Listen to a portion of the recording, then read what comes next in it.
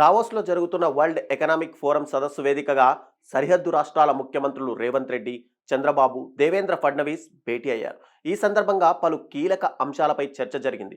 సరిహద్దు రాష్ట్రాలతో స్నేహపూర్వక సంబంధాలు కొనసాగిస్తూ అభివృద్ధి విషయంలో ప్రపంచంతో పోటీ పడాలన్నదే తెలంగాణ ఆకాంక్ష అని ముఖ్యమంత్రి రేవంత్ రెడ్డి ఈ సందర్భంగా వ్యాఖ్యానించారు.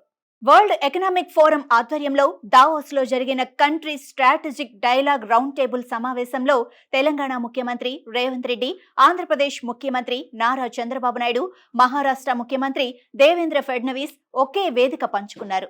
పొరుగు రాష్ట్రాలైన ఆంధ్రప్రదేశ్ ముఖ్యమంత్రి చంద్రబాబు, మహారాష్ట్ర ముఖ్యమంత్రి దేవేంద్ర ఫడ్నవీస్లతో వేదికను పంచుకోవటం తనకు ఎంతో సంతోషంగా ఉందన్నారు రేవంత్ రెడ్డి. తాము సరిహద్దులతో పాటు నదీ జలాలను కూడా పంచుకుంటున్నాం అన్నారు. కృష్ణా, గోదావరి నదులు మహారాష్ట్ర నుంచి ప్రారంభమై తెలంగాణలోకి ప్రవేశించి ఆ తర్వాత ఆంధ్రప్రదేశ్లోకి ప్రవహిస్తాయని, అందువల్ల కలిసి అభివృద్ధి సాధించడమే తమ మొదటి ప్రాధాన్యత అని రేవంత్ రెడ్డి వివరించారు. న్యూయార్క్, టోక్యో లాంటి నగరాల స్థాయికి హైదరాబాద్ రాజధానిగా ఉన్న తెలంగాణ ప్రపంచంతోనే పోటీ పడుతుందని, అభివృద్ధి బాటలో నడవటానికి తెలంగాణ పొరుగు రాష్ట్రాలతో సహృద్భావ సంబంధాలను కొనసాగిస్తుందని అన్నారు. కంప్యూటర్స్, టెలికాం రంగాల్లో రాజీవ్ గాంధీ ప్రారంభించిన సంస్కరణలు, ఆ తర్వాత పివి నరసింహారావు సరళీకృత ఆర్థిక విధానాలతో ప్రపంచ దేశాలతో పోటీ పడే మార్గాన్ని చూపించారని అన్నారు. చంద్రబాబు, రాజశేఖర్ రెడ్డి రాష్ట్రాన్ని, ముఖ్యంగా హైదరాబాద్ను అభివృద్ధి చేసిన తీరు అసాధారణమని రేవంత్ రెడ్డి కొనియాడారు. ఇప్పుడు హైదరాబాద్ ప్రపంచ స్థాయి నగరాలతో పోటీ పడుతోందని, దేశీయ రాష్ట్రాలతో పోటీ పడటం కాకుండా చైనా +1 కంట్రీకి తెలంగాణ గమ్యస్థానంగా ఉందన్నారు. దేశాన్ని $5 ట్రిలియన్ ఆర్థిక వ్యవస్థగా అభివృద్ధి చేయాలన్న భారత ప్రధానమంత్రి లక్ష్య సాధనలో తెలంగాణ భాగస్వామ్యం అవుతుందన్నారు.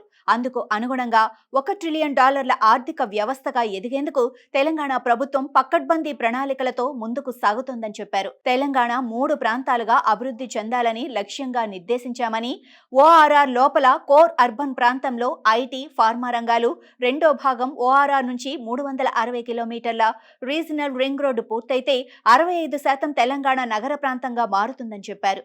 ఆర్థిక వ్యవస్థను మెరుగుపరచడానికి పట్టణీకరణను ఒక పరిష్కారంగా తాను భావిస్తానన్నారు.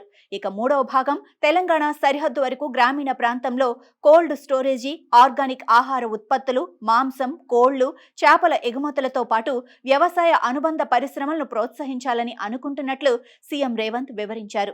దావోస్ పర్యటన ప్రపంచంలో ఏం జరుగుతుందో, ప్రపంచం ఎలా పురోగమిస్తుందో తెలుసుకోవటానికి ఉపయోగపడిందని, అదే సమయంలో తెలంగాణకు పెట్టుబడులను ఆకర్షించాలని అనుకుంటున్నామని చెప్పిన రేవంత్ రెడ్డి, తమకు ఉన్న అతిపెద్ద బలం హైదరాబాద్ యువత అన్నారు.